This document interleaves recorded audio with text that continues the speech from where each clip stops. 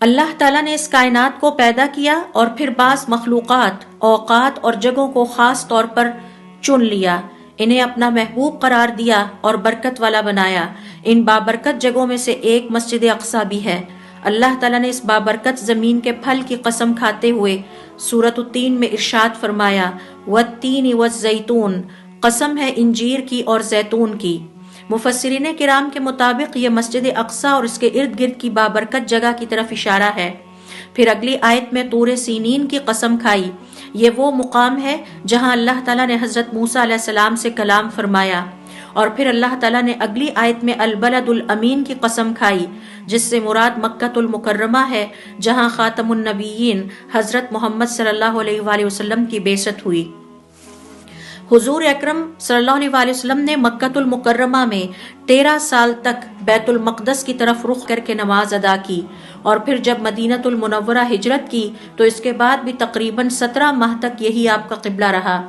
اللہ تعالیٰ نے مدینہ المنورہ میں آپ صلی اللہ علیہ وآلہ وسلم کو حکم دیا کہ اب وہ مکہ المکرمہ کی طرف قبلہ رخ ہو کر نماز کی ادائیگی کریں، اور دونوں مقدس مقامات یعنی بیت المقدس اور مکہ المکرمہ کا ازلی رشتہ بھی واضح کیا۔ فرمایا، سبحان الذی اسری بعبدہ لیلا من المسجد الحرام الی المسجد الاقصی، وہ ذات پاک ہے جو ایک رات اپنے بندے کو مسجد الحرام یعنی خانہ کعبہ سے مسجد اقصیٰ یعنی بیت المقدس تک لے گئی۔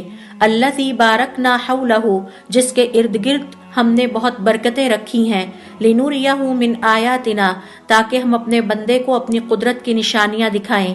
انہ هو السمیع البصیر، بے شک وہ سننے والا اور دیکھنے والا ہے۔ حضرت ابو ذر رضی اللہ تعالیٰ عنہ فرماتے ہیں کہ میں نے حضور اکرم صلی اللہ علیہ وآلہ وسلم سے دریافت کیا، اے رسول اللہ صلی اللہ علیہ وآلہ وسلم، روئے زمین پر سب سے پہلی مسجد جس کی تعمیر ہوئی وہ کون سی تھی؟ آپ صلی اللہ علیہ وآلہ وسلم نے فرمایا، مسجد حرام۔ پھر میں نے سوال کیا کہ پھر اس کے بعد کون سی مسجد کی تعمیر ہوئی؟ آپ صلی اللہ علیہ وآلہ وسلم نے فرمایا، مسجد اقصیٰ۔ میں نے دریافت کیا دونوں کے درمیان کتنے عرصے کا فرق تھا؟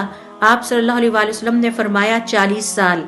ابن تیمیہ رحمۃ اللہ علیہ اسی حوالے سے فرماتے ہیں کہ تخلیق اور نظام کائنات کا آغاز مکہ المکرمہ سے ہوا، اور اللہ تعالیٰ نے بیت المقدس اور اس کے ارد گرد کے علاقے کو اپنی مخلوق کے حشر اور نشر کی جگہ بنایا، لہٰذا انسانیت کا انجام یہی ہوگا۔